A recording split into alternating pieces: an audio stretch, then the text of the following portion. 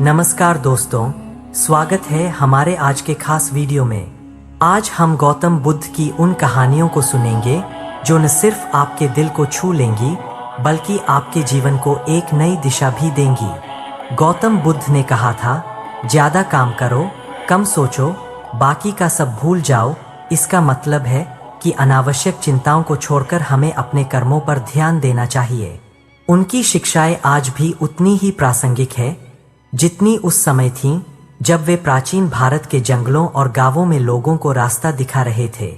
तो तैयार हो जाइए, क्योंकि ये कहानियां न केवल प्रेरणा देंगी बल्कि आपको सोचने पर मजबूर भी करेंगी। चलिए बिना देर किए शुरू करते हैं। किसी घने जंगल के बीच एक शांत आश्रम था। चारों ओर हरियाली, चहकते पक्षी और हवा में बसी शांति। यहाँ एक संत रहते थे जिनके पास कई गायें थीं।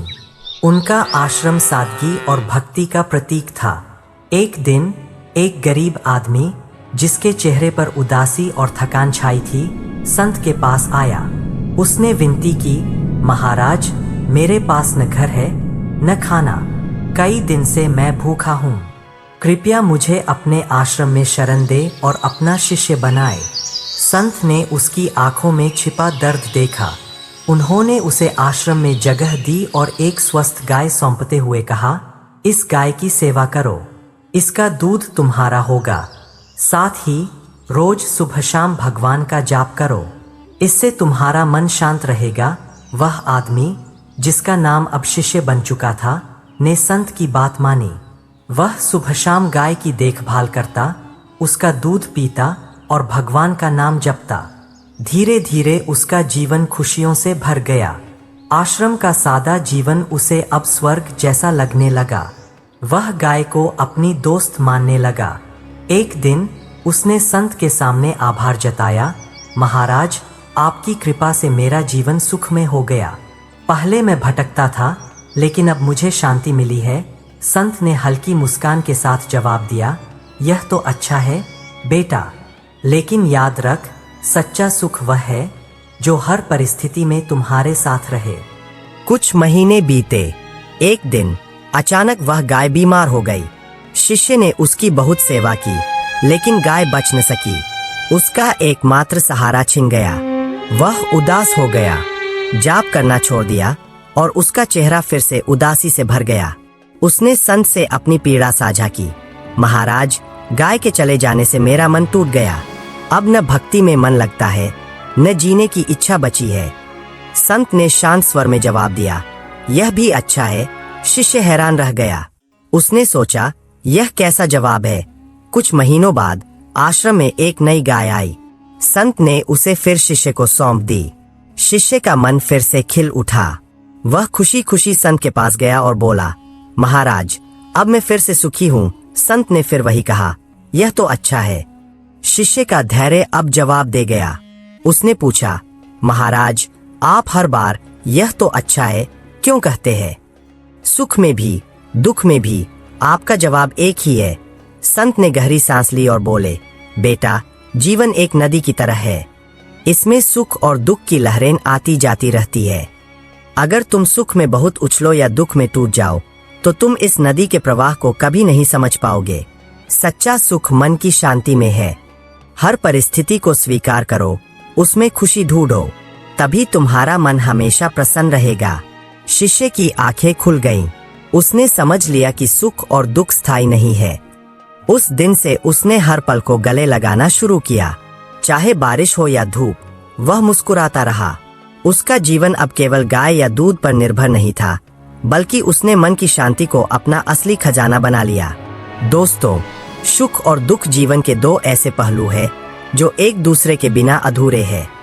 जैसे दिन के बाद रात आती है और अंधेरे के बाद उजाला, वैसे ही इंसान के जीवन में सुख और दुख आते जाते रहते हैं। यह प्रकृति का नियम है और जीवन का यथार्थ भी। सुख वह स्थिति है जब मन प्रसन्न होता है, जब हमारी इच्छाएं पूरी होती है और जब हमें मानसिक, शारीरिक या भौतिक रूप से संतोष मिलता है। यह वो पल होते हैं जब हम मुस्कुराते हैं, हंसते हैं और दुनिया को बहुत सुंदर नजर से देखते हैं। उदाहरण के तौर पर, परीक्षा में अच्छे अंक आना किसी प्रियजन से मिलना या अपने लक्ष्य को प्राप्त करना, ये सब सुख के क्षण होते हैं।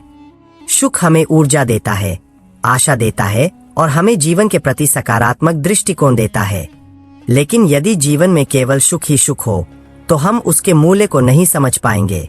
इसीलिए दुख का होना भी उतना ही आवश्यक है। दुख हमें सिखाता है कि जीवन क्या है। यह वो समय होता है जब हम टूटते हैं, थकते हैं या अकेलापन महसूस करते हैं। किसी अपने को खोना, असफल होना या बीमारी, ये सभी दुख के स्वरूप है। हालांकि दुख दर्द देता है, परंतु यही दर्द हमें मजबूत बनाता है, सोचने की गहराई देता है और हमें इंसानियत की असली परिभाषा सिखाता है। सुख और दुख की खास बात यह है कि दोनों ही स्थायी नहीं होते। न सुख हमेशा रहता है और न ही दुख। समय के साथ सब बदलता है। इसी परिवर्तन को समझना और स्वीकार करना ही समझदारी है। जो लोग जीवन में दुख के समय घबराते नहीं बल्कि धैर्य रखते हैं, वही असली योद्धा कहलाते हैं। और जो सुख के समय में अहंकार नहीं करते, वे ही सच्चे विनम्र इंसान होते हैं। महात्मा बुद्ध ने कहा था, दुख जीवन का एक सत्य है, लेकिन उससे मुक्ति पाने का मार्ग भी है। वह है सही दृष्टिकोण और संतुलन। हमें चाहिए कि हम सुख में विनम्र रहें और दुख में धैर्य रखें। अंत में यही कहा जा सकता है कि सुख और दुख दोनों ही जीवन के शिक्षक है। सुख हमें जीना सिखाता है और दुख हमें गहराई से समझना। यदि हम दोनों को समान भाव से स्वीकार कर लें तो जीवन एक सुंदर यात्रा बन जाता है। सुख में धन्यवाद, दुख में सब्र, यही है असली जीवन का मंत्र।